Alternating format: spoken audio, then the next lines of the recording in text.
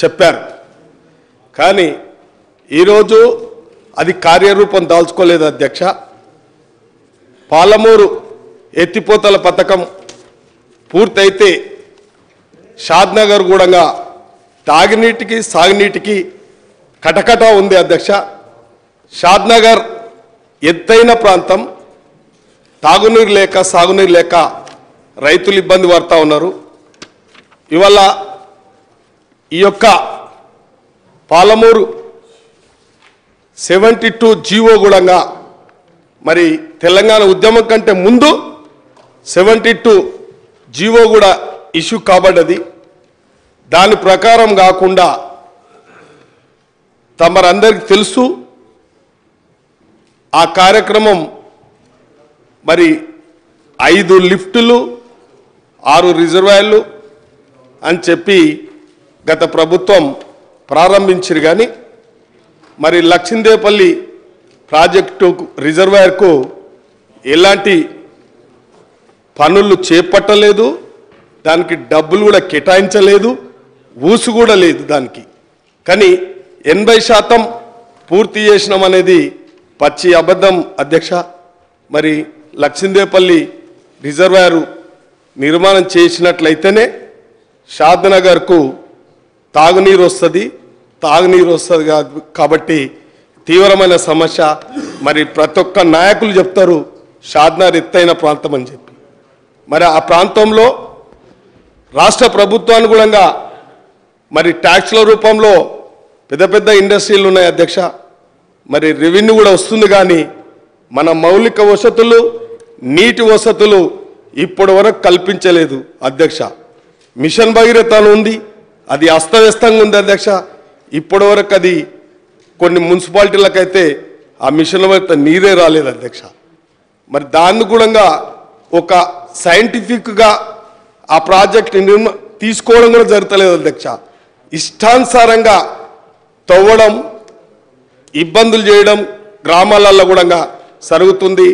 ఈ జైంట్గా అందరు అధికారులతో కలిపి ఈ గ్రౌండ్లో మరి దాని ఒక ప్లాన్ ప్రకారం అయితే లైన్ లేలేదు, మళ్ళా ఇంటరప్షన్ జరుగుతున్నాయి, లీకేజీలు జరుగుతున్నాయి.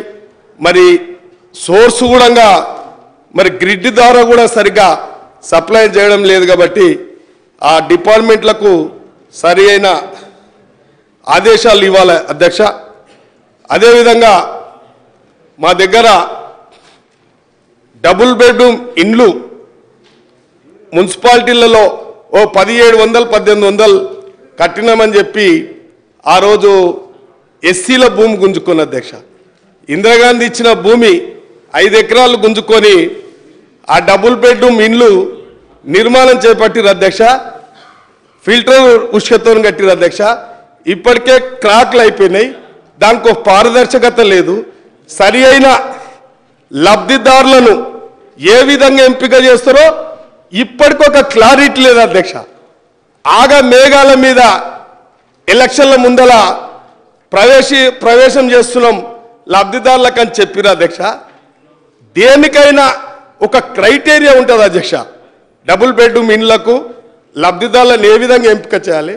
భయమేముంది అధ్యక్ష? వాళ్ళ మనసులకు ఇచ్చిన సరే అధ్యక్ష, కానీ అది వినియోగంలోకి రాలేదు.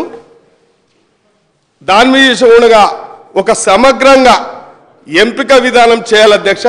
తమర్దాన కోరుతున్న అధ్యక్ష, నేను కలెక్టర్ల కన్నా సంబంధిత హౌసింగ్ డిపార్ట్మెంట్ కన్నా ఆదేశాలు జారీ చేయాలి అధ్యక్ష. అది నిరుపయోగంగా పోతున్నాయి అధ్యక్ష. చెట్లు చేమలు ఇలా ఇబ్బందులు అవుతున్నాయి అధ్యక్ష. పాపం కొందరికన్నా అధ్యక్ష ఇలా షాద్నగర్ నియోజకవర్గంలో అధ్యక్ష ఇలా పాపం సంచార జాతులు గుర్చలలో ఉన్నారు అధ్యక్ష. ఇవాళ కూడా చాలా బాధ అనిపిస్తుంది అధ్యక్ష. అసలు ప్రజాస్వామ్య ప్రభుత్వాలు ఉన్నాయా?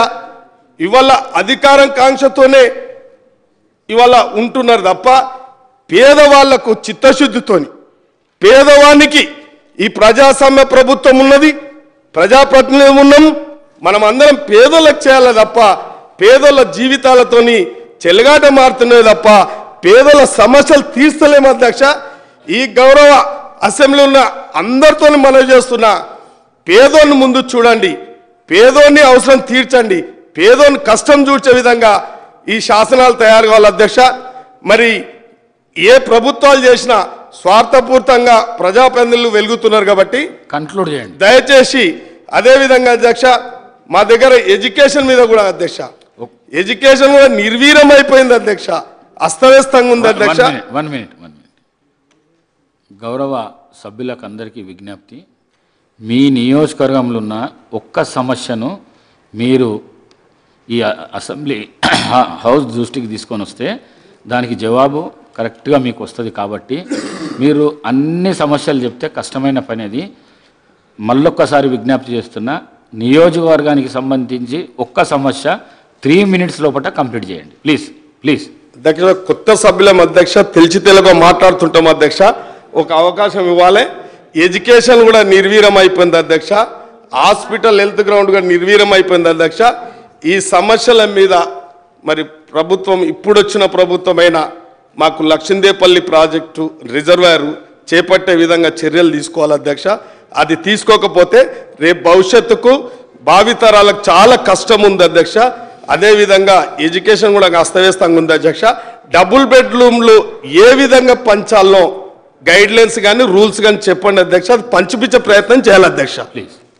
కంగుల కమలాకర్ గారు, గౌరవ సభ్యులు చెప్పింది